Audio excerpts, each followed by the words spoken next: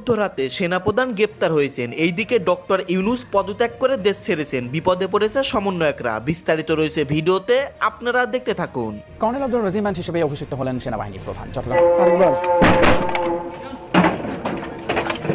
মধ্যরাতের অভিযানে সেনাপ্রধান ওয়াকার গ্রেপ্তার হলেন। বর্তমান সেনাপ্রধান জেনারেল এস এম শফিউদ্দিন আহমেদের স্থলাভিষিক্ত হবেন। ঐতিহ্যবাহী ইস্ট বেঙ্গল রেজিমেন্ট বাংলাদেশ সেনাবাহিনীর প্রথম রেজিমেন্ট।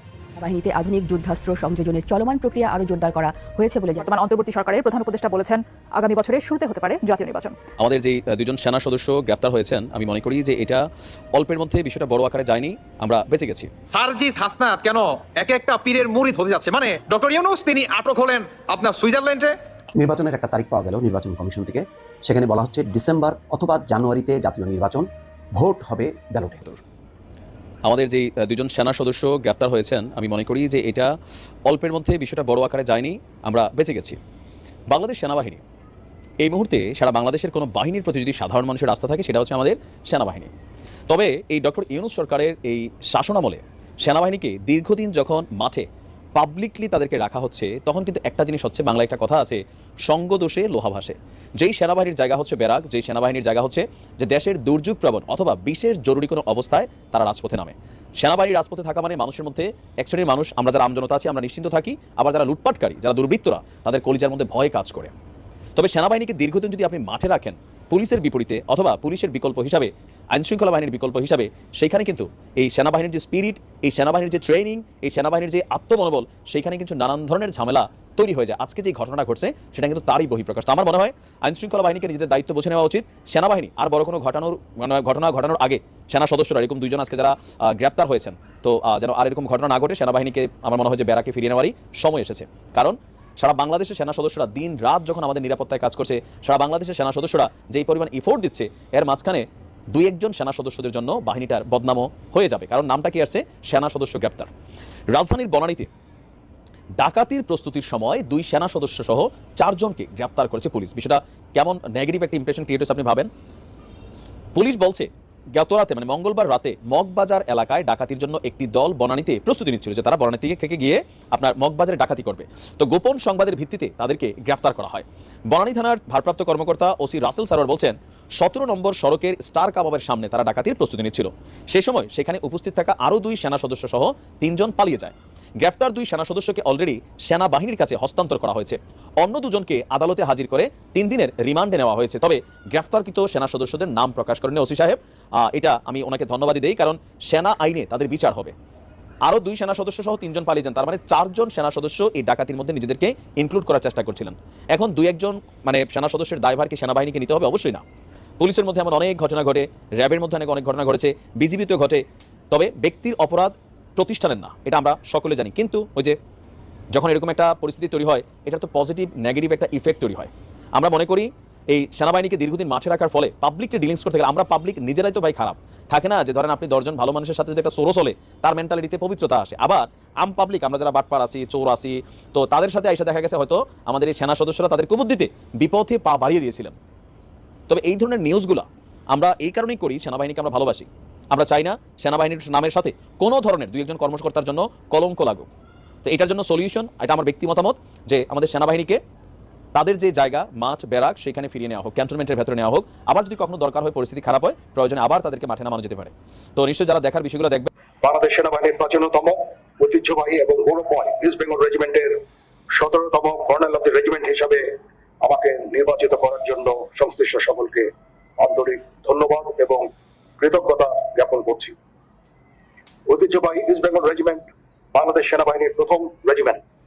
এই রেজিমেন্টের গঠনের পেছনে রয়েছে এক গৌরবময় ইতিহাস। 1971 সালে মহান মুক্তিযুদ্ধ শুরু হওয়ার পূর্ব পর্যন্ত এই রেজিমেন্টের 8টি ব্যাটালিয়ন নিয়ে গঠিত হয়েছিল। মহান মুক্তিযুদ্ধে এই রেজিমেন্টের 12,833 জন সদস্য অংশগ্রহণ করেন এবং 231 জন সদস্য খেতাবপ্রাপ্ত হন। তাদের মধ্যে 2 জন বীরশ্রেষ্ঠ, 34 জন বীর উত্তম, 74 জন বীর বিক্রম এবং 121 জন বীর প্রতীক রয়েছে। এছাড়াও এই রেজিমেন্টের 924 জন সদস্য মহান মুক্তিযুদ্ধে নিজেদের আত্ম উৎসর্গ করেছেন। আমি সকল শহীদের বিদায়ী আত্মার মাগফিরাত কামনা করছি।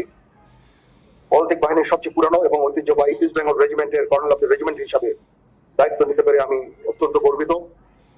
আজকের এই প্যারেড অত্যন্ত মনোমুগ্ধকর হয়েছে। আমি প্যারেডের সাথে সংশ্লিষ্ট সকলকে আন্তরিক ধন্যবাদ জানাচ্ছি। আপনারা সকল অবগত আছেন, একনিষ্ঠ উদ্যোগের ফলে বিগত কয়েক বছরে ইস্ট বেঙ্গল রেজিমেন্ট তথা বাংলাদেশ সেনাবাহিনীর আধুনিকায়ন ও উন্নয়ন সাধিত হয়েছে। এর মধ্যে নতুন নতুন ইউনিট প্রতিষ্ঠা, আধুনিক অস্ত্র এবং সরঞ্জামাদি সহ বহু উন্নয়ন ও কল্যাণমূলক কার্যক্রম অন্তর্ভুক্ত হয়েছে। আমি কর্নেল অফ দ্য রেজিমেন্ট হিসাবে ইস্ট বেঙ্গল রেজিমেন্টের আভিযানিক সক্ষমতা ও যুদ্ধ উপযুক্ততা বৃদ্ধির চলমান প্রক্রিয়াকে আরো বেগবান করব ইনশাআল্লাহ।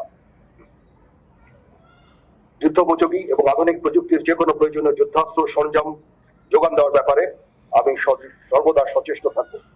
ইতিমধ্যে আমরা ইন্ডিজিনিয়াস ডিফেন্স ইন্ডাস্ট্রি তৈরির কার্যক্রম শুরু করেছি, যা আমাদের সক্ষমতাকে অনেকাংশে বৃদ্ধি করবে। জেনেক্সে শিফট করো, লাইফকে লিফট করো। কর্নেল অফ দ্য রেজিমেন্ট হিসাবে ইস্ট বেঙ্গল রেজিমেন্টের প্রতিটি সদস্যকে পেশাদার ও সুপ্রশিক্ষিত হিসাবে গড়ে তুলতে আমি বদ্ধপরিকর। পেশাগত দক্ষতার পাশাপাশি একটি সুন্দর জীবনমান আমাদের সকলের কাম্য। আমি যে কোনো কল্যাণমুখী কার্যক্রম বাস্তবায়নের জন্য সর্বদা সচেষ্ট থাকব। এই বিষয়ে আমি রেজিমেন্টের সকল সদস্যদের সহযোগিতা কামনা করছি। আমি আশা করব ইস্ট বেঙ্গল রেজিমেন্টের প্রতিটি সদস্য তাদের উপর অর্পিত দায়িত্ব সর্বোচ্চ শৃঙ্খলা, পেশাদারিত্বের সাথে পালন করবে। এই রেজিমেন্টের প্রতিটি সদস্য দেশের যে কোনো প্রয়োজনে স্বতঃস্ফূর্তভাবে দায়িত্ব পালন করবে, প্রয়োজনে নিজের জীবন বিসর্জন দিতে সর্বদা প্রস্তুত থাকবে। পরিশেষে একটি সুন্দর অভিষেক অনুষ্ঠান আয়োজনের জন্য আমি পাপা টাইগার এবং সংশ্লিষ্ট সকলকে আন্তরিক ধন্যবাদ জানাচ্ছি। প্যারেডের অধিনায়ক সহ অংশগ্রহণকারী সকল কন্টিনজেন্ট সদস্য এবং বাদক দলকে অভিনন্দন জানাচ্ছি। এছাড়া উপস্থিত সকল অতিথি এবং প্রিন্ট ও ইলেকট্রনিক তাদের আশ্রয়ের মাধ্যমে তারা মানে বেঁচে থাকবে বাংলাদেশে কিংবা পুনরায় ক্ষমতায় আসতে পারবে, তারা বর্তমান এটার জন্য মরিয়া হয়ে গেছে।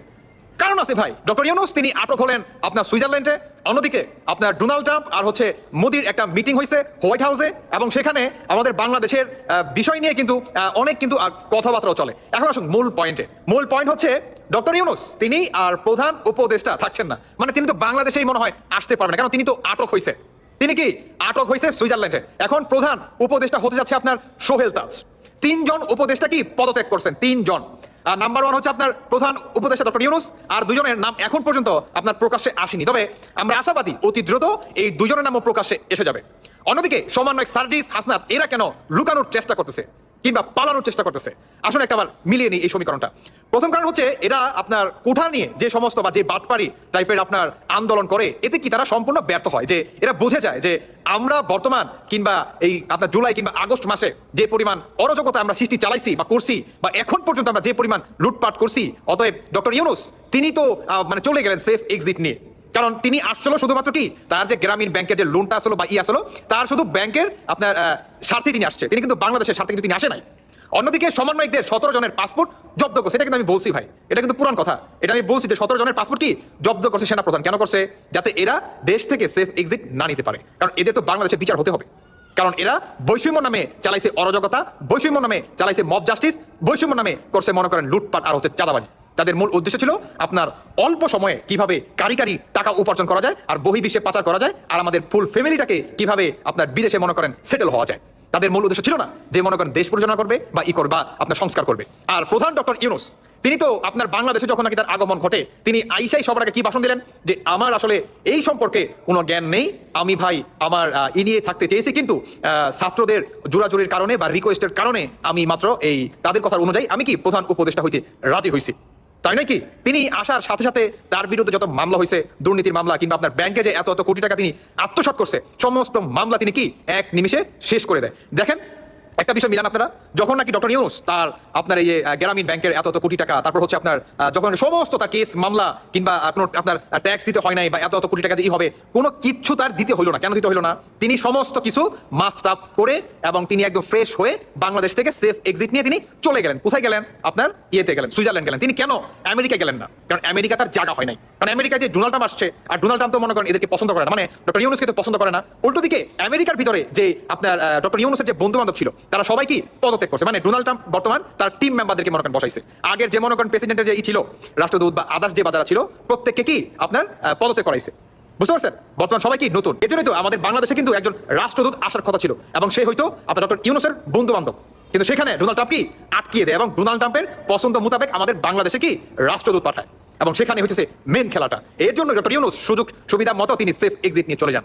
এখন দর্শক বন্ধুরা হচ্ছে মানে দেখার বিষয় যে কবে ইনশাল্লাহ বাংলাদেশের তিনি কি সাবেক হয়ে ফিরবেন, মানে আপনার আমি শেখ হাসিনার কথা বলতেছি, তিনি কি সাবেক হয়ে ফিরবেন নাকি তিনি বর্তমানও বাংলাদেশের প্রধানমন্ত্রী এভাবে তিনি ফিরবেন, এই বিষয়টা শুধুমাত্র এখন দেখার বিষয়। অন্যদিকে সমন্বয়ক সার্জিস হাসনাত কিংবা আপনার উপদেষ্টা আসিফ থেকে শুরু করে যে বাজার আছে প্রত্যেককে আমাদের এই বাংলার মাটিতেই বিচার হতে হবে। নির্বাচনের একটা তারিখ পাওয়া গেল নির্বাচন কমিশন থেকে, সেখানে বলা হচ্ছে ডিসেম্বর অথবা জানুয়ারিতে জাতীয় নির্বাচন, ভোট হবে ব্যালটে। এটা ইসি মাসুদ, অর্থাৎ তিনি হচ্ছেন আব্দুর রহমান মাসুদ, নির্বাচন কমিশনার, তিনি বলছেন এই কথা। আমরা সুষ্ঠু ও গ্রহণযোগ্য নির্বাচন প্রভাব মুক্ত থেকে জাতিকে সুন্দর নির্বাচন উপহার দিতে চাই বলে মন্তব্য করেছেন নির্বাচন কমিশনার আব্দুর রহমানেল মাসুদ।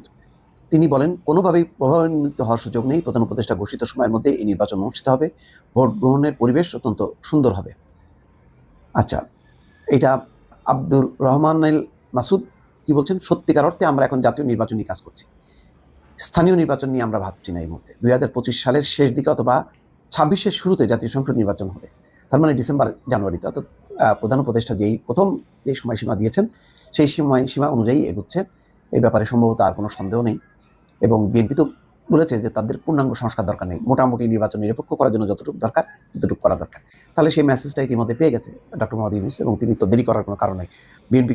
বিএনপির মতামতকে বাদ দিয়ে বা তার প্রত্যাশাকে বাদ দিয়ে উপেক্ষা করে তো কোনো নির্বাচন যদি দেরি করেন তাহলে তো একটা সন্দেহ তৈরি হবে। সেই সন্দেহের জায়গাটা কেন ডক্টর মোহাম্মদ ইউনূস প্রশ্রয় দেবেন? তার তো নিশ্চয়ই কোনো রাজনৈতিক আকাঙ্ক্ষা নেই, এখন পর্যন্ত তাই মনে হচ্ছে। যদিও কেউ কেউ বলার চেষ্টা করছেন যে না, তিনি চান যে ছাত্ররা একটা রাজনৈতিক শক্তি হোক, তিনি এটা পৃষ্ঠপোষকতা দিচ্ছেন, কিন্তু এটা নিয়ে মতদ্বৈততা আছে। কেউ মনে করেন যে না, ডক্টর ইউনূসকে এটা কেউ খাওয়ানোর চেষ্টা করছে বা ব্যবহার করছে। ডক্টর ইউনূসের এই ধরনের কোনো রাজনৈতিক আকাঙ্ক্ষা নেই। তিনি বলছেন, দেশ জুড়ে 35,000 তথ্য সংগ্রহকারী ভোটার তালিকা হালনাগাদের বিষয়ে কাজ করছেন। তথ্য সংগ্রহকারীদের আরও দায়িত্বশীলতার পরিচয় দিতে হবে। যাক, আজকে নির্বাচন কমিশন, তার মানে বোঝা যাচ্ছে যে তারা ডিসেম্বর শেষ, এই বছরের ডিসেম্বর জানুয়ারি এই সময়টা ধরেই তারা নির্বাচন অনুষ্ঠানের প্রস্তুতি নিচ্ছেন, এবং রাজনৈতিক পরিবেশও কিন্তু তাই।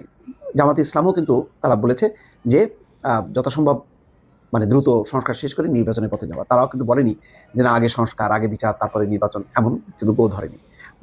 জামাত ইসলামেরও ইঙ্গিত আছে, তবে কৌশলগতভাবে তারা অত স্পষ্ট না। বিএনপি যেমন বলেছে যে তারা মনে করে জুলাই আগস্টই সম্ভব। আবার সালাউদ্দিন আহমেদ বলেছেন 5ই আগস্ট গণঅভ্যুত্থানের দিনটাকে স্মরণ করে। সেইভাবে জামাত ইসলাম বলেনি, না বললেও কিন্তু তারা নির্বাচন প্রলম্বিত করতে চায় না।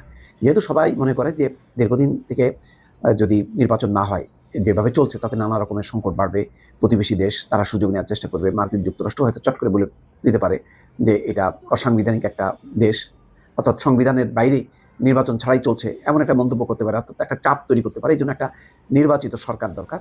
নির্বাচনটা যদি হয় তাহলে অনেক কিছুই ডিসেম্বর জানুয়ারিকে সামনে রেখেই